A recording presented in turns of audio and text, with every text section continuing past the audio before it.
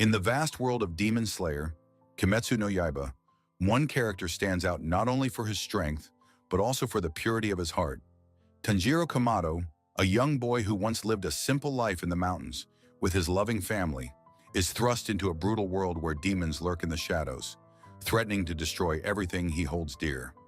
From a peaceful existence to the horrifying slaughter of his family, Tanjiro's journey is a testament to perseverance, sacrifice, and the unyielding strength of the human spirit. At the core of Tanjiro's character lies an unwavering sense of responsibility and love for his family, particularly his younger sister, Nezuko. When Tanjiro returns home one fateful night to find his entire family massacred by demons, his world is shattered. But despite the heartbreak and grief, his resolve only grows stronger. His sister Nezuko, miraculously spared from death, but transformed into a demon, becomes his sole remaining family member. With his sister by his side, Tanjiro embarks on a perilous journey to hunt down the demons that destroyed his family, all while desperately seeking a cure for Nezuko's condition. This quest to protect his sister and avenge his family is not just a story of vengeance. It is a story of growth, compassion, and an unbreakable bond between siblings. Tanjiro's journey takes him through intense battles, formidable foes, and the harsh realities of a world where demons and despair reign. Yet despite the darkness, Tanjiro shines as a beacon of hope. His kindness and selflessness influence everyone he encounters, making him a hero whose story resonates with all who witness it. As we delve into the life of Tanjiro Kamado, we not only explore the pain and sorrow of his journey, but also the indomitable strength that defines his spirit. Through him, we learn that even in the darkest of times, there is always a flicker of light that can guide us forward. Tanjiro Kamado was once an ordinary boy, living a peaceful life in the mountains with his family. His father had passed away years earlier, leaving his mother, who was a pillar of warmth and strength, to care for Tanjiro and his siblings. The Kamado family lived humbly but happily, surviving off the land and helping each other through the seasons. Tanjiro's memories of those times are filled with laughter, simple joys, and the comfort of being surrounded by loved ones. But that idyllic world was shattered one fateful night. It began as a simple errand. Tanjiro had gone into the village to sell charcoal, hoping to bring back enough money to help his family with the winter. The village was not far from their home, but by the time Tanjiro made his way back, the sun had set, casting a long shadow over the snowy mountain pass. The air was chilly, the wind biting, but Tanjiro was content, eager to see his family again after a long day's work. As Tanjiro neared the top of the mountain, a feeling of unease settled in his heart. Something felt wrong. It was too quiet, too still. He quickened his pace, urging himself to push forward. A gnawing feeling of dread crept up on him as he peered inside through a crack in the door. To his horror, the warmth of his home had turned into a scene of absolute carnage. His mother, siblings, and relatives lay dead, bloodied and broken. The world around Tanjiro crumbled as the horrific reality of his family's demise set in. He could hardly comprehend what had happened. His thoughts were a blur as he rushed to the bodies, desperately checking for signs of life. But it was too late. In the midst of his despair, Tanjiro heard a faint noise, something stirring from the corner of the house. It was Nezuko, his younger sister, who had miraculously survived. But when Tanjiro approached her, the most terrifying sight unfolded before him. Nezuko was not the same. She had been transformed into a demon, her once innocent eyes now glinting with an eerie, feral light. Her body had undergone a grotesque transformation. Her skin was pale, her teeth sharp, and her nails elongated into claws. Yet even in this horrific state, there was a faint recognition in Nezuko's eyes, a flicker of the sister Tanjiro had known. As she lunged at him with a vicious growl, Tanjiro's heart sank. But instead of retaliating in fear or anger, Tanjiro reached out to her. He called her name in a voice filled with sorrow, trying to reach the sister he still believed was somewhere inside. Nezuko, despite her demon instincts, hesitated. She fought the hunger, the rage, the darkness that had consumed her. Tanjiro, realizing the depth of the tragedy that had befallen his family, understood one thing above all. His sister was not lost forever. It was on one fateful night that Tanjiro encountered Giyu Tomioka, a member of the Demon Slayer Corps. Giyu was initially cold and indifferent, seeing Nezuko as a danger and almost deciding to eliminate her right there. But Tanjiro's heartfelt plea to protect his sister was enough to convince Giyu to spare them. Giyu, however, gave Tanjiro a choice. Join the Demon Slayer Corps, the only group capable of exterminating demons and learning how to control his own powers, or face certain death. Despite the hardships, Tanjiro made his decision. He would become a demon slayer, not just to avenge his family, but to protect Nezuko and find a cure for her condition. Giyu, recognizing Tanjiro's deep resolve and potential, directed him to the Demon Slayer headquarters where Tanjiro began his grueling training. The training was brutal. Tanjiro had never been a trained swordsman, but his natural ability to adapt, his dedication, and his love for his sister pushed him to exceed even the most rigorous standards. He mastered the water-breathing techniques, each form a combination of fluid movements and precise strikes. Along the way, he encountered other trainees and learned the significance of the Demon Slayer Corps' mission to protect humanity from the demonic plague that had ravaged the world. During his early days as a demon slayer, Tanjiro also faced significant psychological and emotional challenges. The weight of his family's death, combined with the constant fear of losing his sister to the demon curse forever, was a burden he carried with him. Yet through each challenge, Tanjiro's character shone through. His compassion for others, his innate kindness, and his refusal to give in to despair. One of his first major trials came when he was sent on a mission to slay a demon that had been terrorizing a nearby town. It was a mission that would put his newfound skills to the test, and it was here that he met two other key figures who would become lifelong companions: Zenitsu Agatsuma and Inosuke Hashibira. Building bonds with fellow demon slayers. Zenitsu and Inosuke were both powerful in their own right, but they came from very different backgrounds. Zenitsu was a cowardly, anxious young man who was terrified of battle, but possessed immense strength when pushed to the limit, thanks to his mastery of the thunder-breathing techniques. Inosuke, on the other hand, was wild, brash, and raised by boars in the mountains, using his own style of combat known as beast breathing. Despite their differences, the three of them formed an unbreakable bond as they worked together to eliminate demons and support each other through the hardships they faced. Zenitsu and Inosuke, though initially skeptical of Tanjiro's kind nature, grew to respect him as both a leader and a friend. Together, they fought demons, protected innocent lives, and faced increasingly dangerous foes. Through their trials, Tanjiro learned more about the nature of demons, the pain and suffering they caused, and the way the Demon Slayer Corps was organized to fight them. Yet it was in these moments of teamwork and camaraderie that Tanjiro truly understood the value of the bonds he had formed. These friends were not just allies, they were his new family. The Hashira and meeting powerful allies. As Tanjiro's journey as a demon slayer continued, the challenges grew increasingly daunting. His skills were improving, but so too were the dangers he faced. Each demon he encountered pushed him to his limits, testing his resolve and teaching him lessons in both combat and humanity. But the world of the Demon Slayer Corps was vast, filled with powerful individuals who each played a role in the war against demons. One such group of warriors was the Hashira, the elite members of the Demon Slayer Corps who held the highest rank. The Hashira were far beyond the regular demon slayers in terms of skill, power, and experience.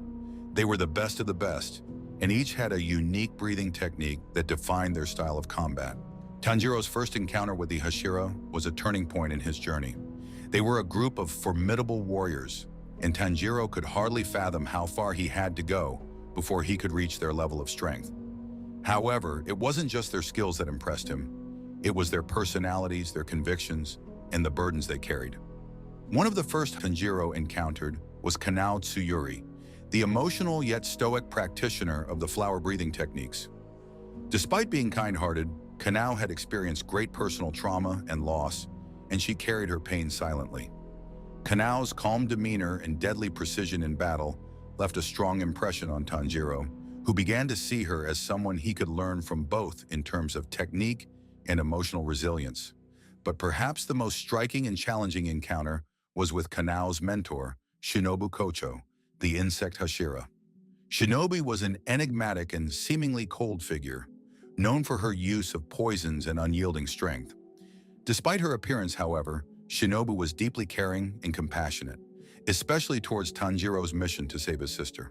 Her personal pain, stemming from the loss of her family to demons, mirrored Tanjiro's own sorrow.